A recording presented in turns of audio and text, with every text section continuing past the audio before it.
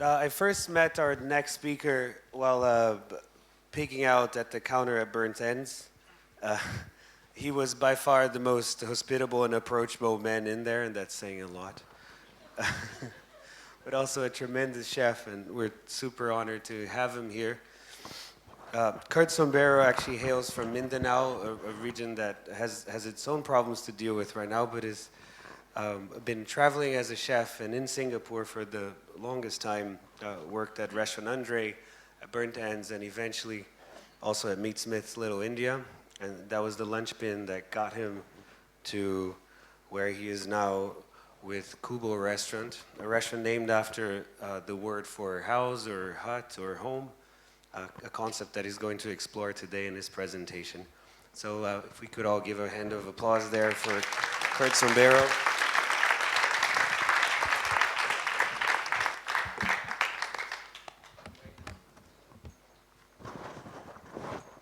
Hello and good morning.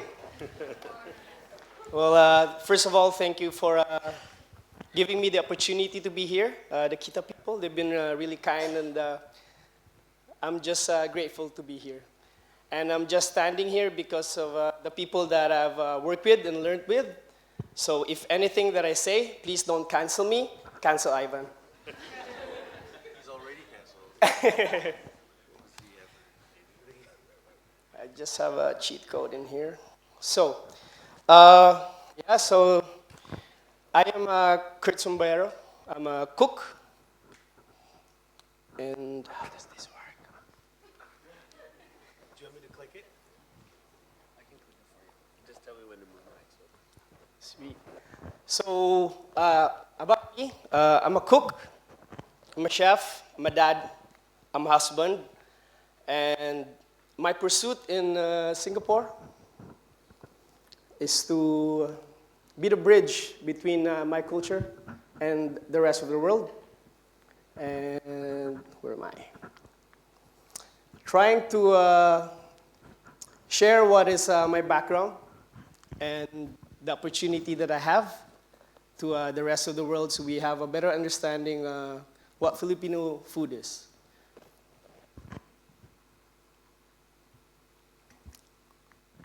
We have a couple of things that we have to go through in here, so please bear with me. I'm not trying to be your professor today. So let's go to the next one, please. So we're trying to unleash the possibilities of Filipino cuisine, understanding the cultivation of cultures and interests in Filipino cuisine, and moving forward. Because coming from a third world country, there's a lot of challenges that, next slide please. Challenges of a nation or a culture, a cuisine that we're facing. It's because we are very much segregated as a people, and the only thing that we have in common is actually a flag. Because as you can see, we got loads of islets that divides us to have one singular thing. And sometimes it's like, oh, what is Filipino food known for? Adobo. But you can see that Philippines has so many diverse islets that information that's passing through and the ingredients that we use is very much different. So there's a lot of varieties and changes and about how we cook and how we preserve stuff. That's why the only thing that I think binds us together in Philippines, it's Jollibee. Which is my favorite Filipino food, if somebody asks. Yeah, because there's many languages, many influences. Judged by that, I am from the south of the Philippines, but my heritage is from the middle part, and I spend a bit of time on the northern part of the Philippines, which is in Manila. But because of that, there's a lot of difference of language, and communication is very much very different and difficult. So if I'm coming from Mindanao, and my wife is from Luzon, and we don't know how to speak Tagalog or English, we're never going to understand each other. That's how diverse Philippines is. And the influences that we have on the southern part of Mindanao, it's a little bit more in the Malay culture. And then in the northern part of the Philippines, it's close to Taiwan. So there's a little bit more influence and geographically by Chinese cuisine, Taiwanese cuisine, a bit of Japanese per se. And all throughout, there's a rich history of influences that the Philippines has. So we'll just give you a brief history of the timeline of how Philippines evolved in a recent memory, which is just very young, to be honest. And given that our history is mostly oral tradition, it's not written down. If it's written down per se, it's hard to decipher because of difference between that. There is one common language before, it's called Alibata, and it's very similar to a Malay, but not, but it's all forgotten because of commercialism and a lot of influences around the world. So to start with, in early centuries, we have very much, the diet of Filipinos are locavore. It means that all the islands before have a very specific diet. And that's mostly vegetables and the proteins that we can actually hunt down.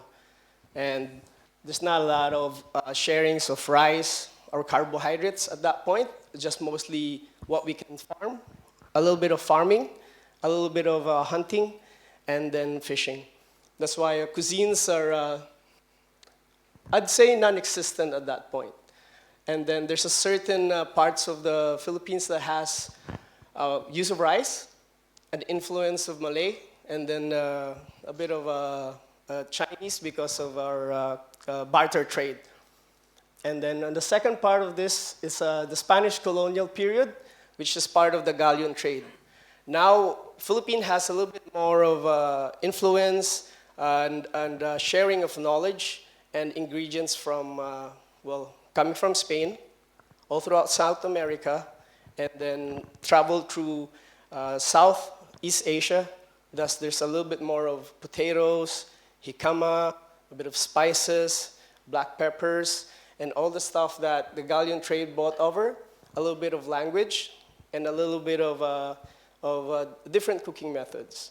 So now we have a little bit more of understanding how to manage fire in terms of putting that in a cavity, and then the birth of a couple of stuff. And obviously the Catholicism that changes partly cultures in the Philippines. So there's a greater divide now because some tribals, they become a little bit more tribal because they've influenced by the Europeans, so the mindset is very different. And then after that, we've been colonized for a good bunch of years. Then Americans came, and at this point, commercialism, farming came on board, and thus there's a boom in the economy. But it's just a certain part of Philippines. And now rice is starting to have a little bit more. So there's a certain growth of usage of carbohydrates at that point. And then the Japanese occupation came, and this is almost a famine time because there's not a lot of farming going on, and obviously it's war. So everybody had to be a bit more creative by using older methods that we learned before and getting the pickles and how we cook is help us a lot at this point. So how Filipinos cook, because there's a tropical island, so there's not a lot of, let's say, salting, a lot of pickling. There's pickling, but it's not very much shared because of the islets, say. That's why we cook is either we eat it raw with a bit of acid or all the way, all the way, because we just want to make sure that we keep a lot of this meat that's available for the longest period that we can. So we eat it as early as we can. So thus, we eat innards first. And then when the meat is ready to be cooked, then we cook it all the way. Thus, until now, when Filipinos go out to enjoy different cuisines, we always eat it either super raw, don't eat it at all, or like super, super overcooked, which is comes to a point later that we want to grow as a nation, as a people, and learning when to stop.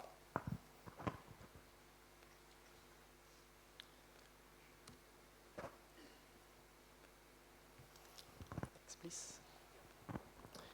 So, next lesson for today, guys, is post-World War II era. So at this point, it's a little bit more of an opening, and thus, after war, there's a certain vacuum of space that people has the opportunity to grow and the power. Same as what happened in pandemic, right? So there's a certain demand of growth and stuff. Thus, food became commercialized because of this. And now a lot of rice is grown and a lot of local ingredients is shared throughout. Now, at the recent memory, when I was a kid, and some of my relatives go to Manila, they don't even know what is kare-kare, which is a dish made out of peanut sauce in Manila. So now there's a little bit more travel going on. Now we can share a little bit more identity and understanding of what Filipino cuisine is. But that was 20, 30 years ago. So imagine just knowing ramen from your south of Japan and then realize it's part of your culture. And ramen is almost the same thing. It's just very close to 30, 40 years. So it's a very young dish that identify as a Japanese, but in the Philippines, sisig is a lot younger.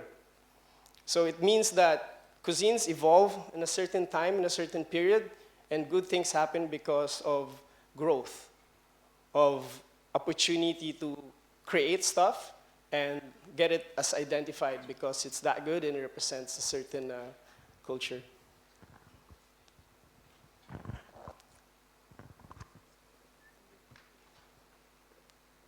Sir, if I may. Oh, thank you.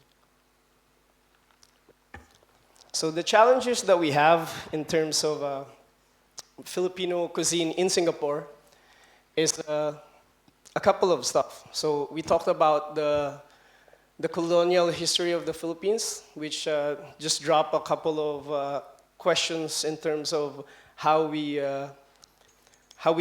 identify as a cuisine, as a culture. Because it's always a point of, well, on the bottom is that we will recognize certain things. I'm speaking about how Filipinos think. Is that sometimes when we look at our successes, is that we needed to hear it from a third-party person and not within our own, and not within our fellow Filipinos. Is that sometimes when it's that good, or is that simply good, we wait for other people to, or other cultures to tell us that we have something good and special. Thus, that's the part of challenges that we have in here in Singapore. Colonial, the lack of culinary diplomacy, it means that same is the cuisines that we have doesn't have a written recipes. So it's all oral tradition. And oral tradition doesn't have a concrete depiction of what it is. And some things are left to be changed, and it's an open book, really. Because if you just have an oral, it's communication, and communication in the Philippines is very much vague because of different languages of tribal.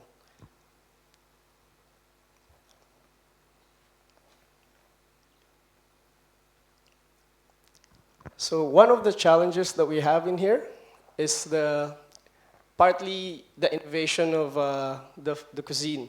So at our heart in the restaurant, we custom built a wood oven that we, uh, we try to give the respect and to maximize the energy of fire. So Kubo, it's basically a hut that is indigenous, made out of organic materials, bamboo, reed, and nipa. And it's actually a home that is situated in a river, so it's commercialized, and it's a place that we call home. And what we try to do in Kubo is to have a cricket.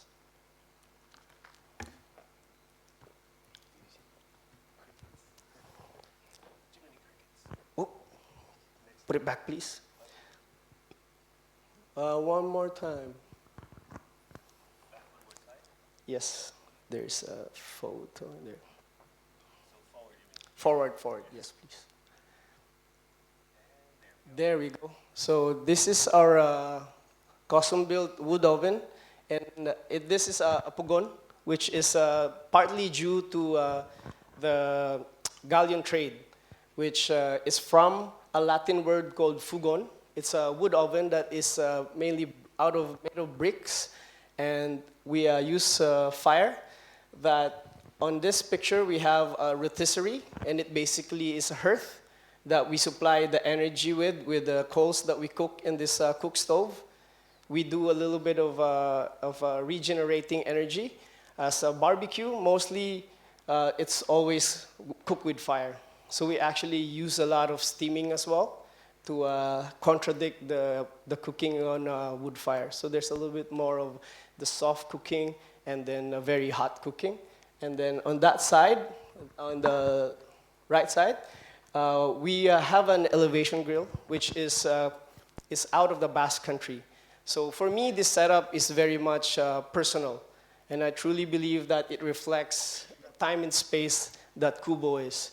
So it's both coincide as my heritage to have a fugon, which is a Filipino identity now, and then elevation grill, which part of my lineage is as a cook. So I've carried over this tradition because I've learned with the people that I work with. So mainly, the pugon is what my grandmother used to cook when I was a kid. So my history as a cook is very much cliche, but I think that's the most important thing that we have is to connect with people of what we have. And then the elevation grill is because in a Basque country, it's part of our lineage that they actually started to use how elevation grill is. And then with that, the pugon is actually attached to a smoker. So we also use the energy of smoke. And then during service, we do a lot of roasting, keeping our plates warm in front of the pugon. And on top, the skeletons are just staff because they kept swearing, so I told them no fucking swearing. So we throw them inside the wood oven. Apologies. Not really. So here it's a picture of a bamboo that we cook rice with. So our aim and goal is to basically be localized, because I believe that Singapore is a world stage country, and localized means that everybody is in here. It's a multi-palette space. And for me as a cook, about 9 years ago, I came in here with absolutely nothing in terms of how I perceive the world in a culinary sense. So I learn a lot with the people that I work with and then I look up to. So the localized means is that we just want to make sure that we share our background, and not just me, but the people that works around me as well, to have the idea and understanding of how to survive in a multicultural space. And as people, Filipinos, we are very resilient. And I want to make sure that I share this with the people that I work with. And balik kampong is actually a Singaporean term that is it means that going back to the old place or old dwelling, which is a kubo, a very traditional space. So here we cook the rice out of fresh wood, And then the bamboo, we actually use that on two things as well. So after we're done cooking with it, we clean it up and use that as our serving, as our plate. As you can see some of our photos here. And then, there we go. Some fun stuff. And I believe that, the bamboo, so after we don't use it, we dry it up, and then we use it for smoking as well. So same as our coconut husk, after we done using it, we take off the meat, because it's, you guys eaten it, so we throw away the meat. But the husk, we either use it to plate some stuff, or use it for smoking. And then here with the chicken nuggets, we have a bit of bamboo that we use. And then some banana leaf, which have rice in it. I hope you get a bit hungry. Next piece. So we repurpose some of our stuff to have use organic materials. And I believe that organic materials, when you cook with it, it sparks a little bit of that nostalgia that you can create. Because most of us smelt this before. And for me, I believe that aroma hits a little bit more different than taste or hearing. You know, cooking, for me, it's a skill. And it has to be physical. And you have to touch it, smell it, and hear it. And one of the most things that I enjoy, it's a hearing that, you know, in a busy service, you hear a nice stuff. But when you smell something, it leads you close to a pinpoint of a time, a space, and a moment. So aroma, for me, hits a little bit more different. That's why, for me, cooking with organic materials, such as banana leaf, bamboo, or coconut, it just transcends you to a space and time that it's crucial because you remember it.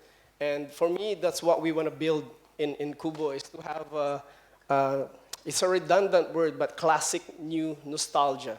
So nostalgia that you can build again and top it up with better memories, good memories. So when you smell stuff like, for example, one of my excuse of burning coconut husk in the floor is that it transports me back to my childhood in the Philippines, and, where I used to run in the field, my elementary days, and skip classes.